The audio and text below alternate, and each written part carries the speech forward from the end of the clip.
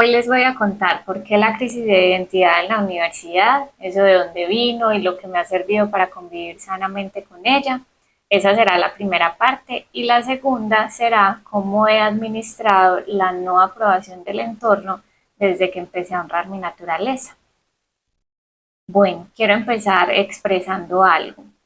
En el mensaje de voz uno del comienzo les conté que iba a hablar mucho de mí, porque como lo he escuchado de varias personas que admiro, hablo de mi historia porque es la que mejor me sé. Y me quedé pensando en que además de ser la historia que mejor me sé, soy yo misma también la que se da el permiso de hablar de cualquier tema que quiera hablar hasta donde esté dispuesta a hacerlo, hasta donde mis propios límites de intimidad me lo permitan. Esa delgada línea de hasta dónde comparto lo mío, creo que solo la conoce uno mismo. Y es una reflexión con la que nos quiero invitar a evitar hablar de lo del otro sin autorización. Lo otro es que yo sé que ya hay muchas personas haciendo este tipo de contenido, contando su historia, y les confieso que eso me frenó al principio. Me silencié porque pensaba que iba a redundar en lo mismo, que hiciera lo que hiciera, no iba a ser especial, ni original, ni único. En el tipo 4, ¿se acuerdan? Pero luego pensé en lo mucho que yo disfruto escuchar este tipo de contenido y lo fan que soy y lo mucho que me aporta también, aunque escuche lo mismo dicho por diferentes personas. No sé, entre más lo escucho, más reafirmo con lo que conecto, en lo que creo, con lo que me siento bien, con lo que me gusta. Pero también me ha pasado al revés. Escucho varias veces lo mismo por diferentes personas y no logro interiorizarlo, no logro sentirlo. Y llega una persona y dice eso mismo, pero usando unas palabras distintas, un tono distinto, en un contexto distinto, y hago clic por dentro, lo interiorizo de inmediato. Entonces me dije, bueno, de pronto alguien haga clic también con algo que yo exprese por aquí, lo interiorice, le guste y se sienta bien. Y aquí quiero hacernos otra invitación y es a evitar silenciarnos. Expresémonos honrándonos, hagamos lo que quiera que sea que queramos hacer, aunque eso ya haya mucho en el mundo. Como cada uno de nosotros lo hace, de verdad no lo va a hacer nadie más. Y alguien en algún otro lugar lo va a disfrutar. Estoy convencida de eso. Porque para gustos los colores, ¿cierto? Y somos tantos, tan distintos que definitivamente hay para todos. Me lo estoy diciendo a mí primero. Bueno, hablemos de la crisis de identidad, que de hecho viene desde mucho antes de entrar a la universidad. Yo creo que desde que tuve uso de razón, tuve crisis de identidad. Y la tuve porque para mí era muy fácil compararme con la persona que tuviera al lado y también era muy fácil perderme en ella si me agradaba. Definamos en este contexto y por supuesto con base en la definición del diccionario qué es crisis de identidad. Es básicamente el gallo en eclipse, del que les hablé en el mensaje 2 pasado. ¿Se pueden imaginar la confusión? Es un sentimiento de estar en el lugar equivocado y a la vez es una ansiedad por cuestionarse todo, sentir que uno no sabe nada ni de uno mismo ni de la vida y por supuesto no sabe tampoco para dónde ir ni con quién. Es un malestar permanente.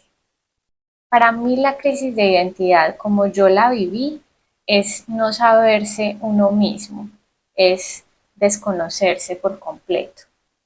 Entonces, claro, por eso me perdía en la otra persona, porque si me agradaba, quería ser como esa persona y empezaba a hablar como ella, a caminar como ella, a asumir sus valores, sus creencias, su forma de ver la vida, lo que era por un lado muy frustrante porque al final pues no podía ocupar el lugar de esa persona y además estaba dejando vacío el lugar que me correspondía a mí en el mundo y por otro lado, era muy agotador porque además de fingir y cambiar muy rápido de parecer, hacía lo que esa persona en la que me estaba perdiendo me sugiriera sin criterio propio.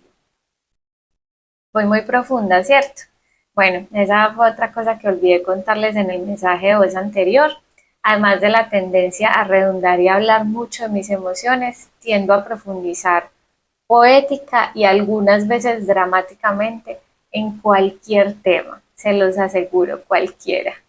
Pero soy muy consciente de eso y tomé medidas para hacer estos mensajes de voz, entonces sé que a medida que avance lo voy a ir haciendo cada vez mejor. Les pido un poquito de paciencia. Entonces, perderme en el otro implicaba estar cambiando de parecer, de comportamiento, de estilo, de hábitos, de valores, de creencias todo el tiempo, casi siempre que conociera a alguien nuevo que me agradara. Entonces, por ejemplo, retomando la historia que les conté en el mensaje de voz anterior de la confusión con mi nombre en la universidad, pues si mi nombre estaba asociado a una persona súper cool que también se llamaba Eliana, pues entonces me presento, firmo y me hago llamar Eliana de ahí en adelante. Este les puedo decir que es el ejemplo más básico e inofensivo porque realmente no tuvo consecuencias destructivas, pero si pensamos en anorexia, bulimia, alcohol, drogas, comportamientos autodestructivos, pues ahí uno sí dice, bueno, esto hay que hacerse cargo de esto es importante. Conocerse a uno mismo es importante, identificarse a uno mismo es importante. Ahora les voy a contar de dónde vino o de dónde he concluido yo que vino esa crisis de identidad. Más adelante profundizo respecto a esta herramienta de autoconocimiento, el eneagrama. Se las comenté en el mensaje de voz 1, el comienzo, en el que además en la descripción les compartí unos links donde pueden encontrar información de excelente calidad respecto a esta herramienta. Por lo pronto me voy a detener en el NA tipo 4 porque me identifico con estos rasgos de personalidad. Les aseguro que no es una herramienta más de clasificación de tipos de personalidades, es muy brutal de verdad. La cosa es que cuando lo empecé a estudiar me di cuenta que la herida de nacimiento de las personas que nos identificamos con este neatipo es una sensación de inferioridad, lo que trae una eterna comparación con las demás personas para terminar concluyendo que los otros tienen algo que a uno le falta para estar en armonía con la vida, para sentirse feliz, para estar en equilibrio. Y empecé a entender por qué me perdía en el otro, en lo que me gustaba del otro y que yo consideraba que no tenía y que si lo tuviera podría esto o aquello. Y a medida que iba leyendo más de las características de este neotipo, comprendí de dónde vino esa crisis de identidad y la razón por la que me duró tanto, hasta los 28 años. Está bien que uno en la adolescencia pase por eso, yo creo que es apenas natural. De hecho, recuerdo mucho que cuando estaba en el colegio, el director de grupo hacía un reporte escrito, creo que cada periodo, con lo más relevante que había pasado con cada alumno.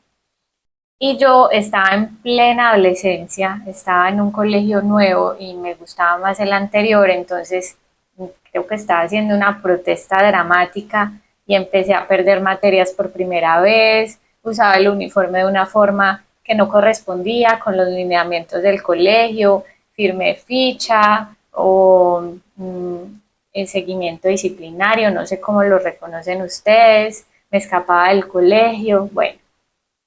La cosa es que en ese periodo el reporte escrito de la directora de grupo fue, aquí lo tengo, se los quiero leer. Esto fue el 15 de junio de 2006, tenía 15 años. Dice, su rendimiento académico es muy bueno, aunque pierde matemática. Está pasando por un periodo de crisis de identidad, aunque lo ha sabido manejar. Profe, si algún día me escucha, gracias, porque fue muy generosa. Y le cuento que la crisis de identidad me duró 13 años más. Les compartí también en una publicación una foto de ese reporte y lo dejo ahí como un recuerdo de los procesos por los que vamos pasando en la vida, honrando eso también. Imagínense que a mis 28 años seguía haciendo protestas, no sé ni a quién, porque la adulta responsable ya era yo para ese momento de la vida. Seguía completamente perdida, sin saber qué quería ni para dónde iba, dando tumbos, tomando decisiones autodestructivas algunas veces. Seguía queriendo ocupar el lugar de la persona del lado. y haciendo lo que me decían que tenía que hacer para encajar sin criterio personal. Hasta que me imagino que me cansé, empecé a tomar decisiones propias y bueno, cuando el alumno está listo, los maestros aparecen y bueno, ya lo otro es historia. Aunque si quieren conocer a profundidad esa historia, se las dejé en mi Instagram, @percibe tu naturaleza, a los que les guste leer, son 44 capítulos. Yo sé, advertí que me cuesta resumir, pero están buenos, a mí me gustaron. La primera parte se llama Perdida y está anclada, está pineada en mi perfil. Bueno, y respecto a lo que me ha servido para convivir sanamente con la crisis, porque da visitos, como que reaparece por ahí, ya tengo 34, es un ciclo que estoy practicando hace unos años, se los voy a compartir por si les hace sentido y lo quieren probar. Pienso que antes de implementar un ciclo en la vida de uno, hay un paso antes del primer paso del ciclo. El paso cero puede ser, y es en este caso aceptar, aceptar la persona que somos hoy con todo y eso. Eso hice yo, me acepté. Ahora sí, el paso uno, conocerme. Hay muchas herramientas y formas de conocerse, insisto con el enneagrama. Segundo, acepté eso que fui descubriendo a medida que me conocía. Y tercero, honré eso que iba descubriendo también. Según entiendo, este ciclo no para porque somos un proceso y vamos cambiando a medida que avanzamos. Entonces planeo practicarlo hasta morir o hasta encontrar otro ciclo que se ajuste más a la persona que sea en ese momento.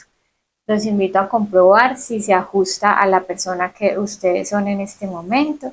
Entonces, paso cero, aceptarse hoy. Paso uno, conocerse. Paso dos, volverse a aceptar. Y paso tres, honrarse. Cierro esta primera parte de la crisis de identidad y abro la segunda parte de cómo he administrado la no aprobación del entorno desde que empecé a honrar mi naturaleza. Antes de hablar del cómo, quiero aclarar lo que significa en este contexto administrar la no aprobación. Lo voy a dividir en dos. Uno, significa conservar lo más que pueda mi armonía interior, mi armonía intrínseca. Esta es la parte que está bajo mi control. Y dos, significa conservar a la vez la armonía con el entorno si es posible, porque sé que esta parte no está bajo mi control, es externa a mí. Les comparto cómo lo estoy haciendo de nuevo por si les hace sentido y lo quieren probar.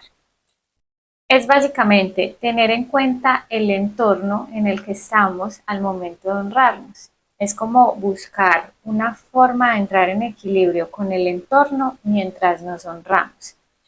Lo primero que hice, o sea, el paso cero, fue identificar mis verdaderas creencias y valores, más allá de los que aprendí en los primeros años de vida o los que me copié del entorno, porque solo los podemos honrar si sabemos cuáles son, ¿cierto?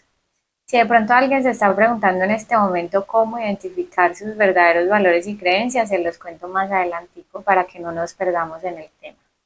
Lo segundo, teniendo claros cuáles son mis valores y mis creencias y dependiendo del entorno y la situación en la que esté, analizo qué tanto me afecta honrar los valores y creencias de mi entorno sobre los míos.